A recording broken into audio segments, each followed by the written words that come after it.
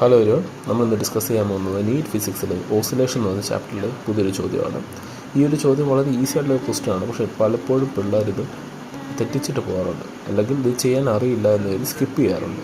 Okay, എന്നാൽ ഇത് നിങ്ങൾ ഇനി വിട്ടുകളയാൻ പാടില്ല. വളരെ നിസ്സാരമായിട്ടുള്ളൊരു ചോദ്യമാണ്. നമ്മൾ സാധാരണ അതിൽ നോക്കി പോകാറുള്ള ഒരു ഭാഗമല്ലാത്തതുകൊണ്ടാണ് നമ്മളിതെടുത്ത് ഒന്നും കൂടെ ക്വസ്റ്റ്യനായിട്ട് പ്രസൻറ്റ് ചെയ്യുന്നത്.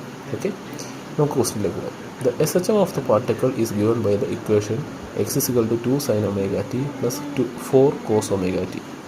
Its amplitude of oscillation is.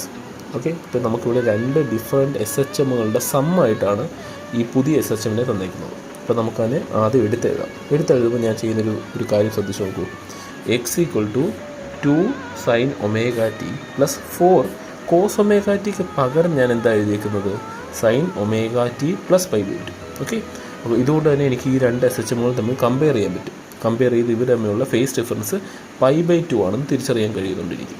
Okay, അപ്പോൾ ഫൈയുടെ വാല്യൂ, ഇവിടെ ഇടേണ്ട ഫൈയുടെ വാല്യൂ പൈ ബൈ 2 എന്ന് കിട്ടി. ഇനി A1 എന്ന് പറയുന്നത് ഒന്നാമത്തെ ഭാഗത്തിൻ്റെ ആംപ്ലിറ്റ്യൂഡാണ്. 4 എന്ന് പറയുന്നത് രണ്ടാമത്തെ ഭാഗത്തെ ആംപ്ലിറ്റ്യൂഡാണ്. അതായത് A1 A2 വാല്യൂസ് സബ്സ്റ്റിറ്റ്യൂട്ട് ചെയ്ത് കഴിയുമ്പോൾ കോസ് ഫൈ എന്തായി മാറും? Cos pi by 2. Cos pi by 2 0 ആയതുകൊണ്ട് നമുക്കത് എടുക്കേണ്ട ആവശ്യമില്ല. √4 പ്ലസ് 16 വരും. √20 എന്ന് കിട്ടും.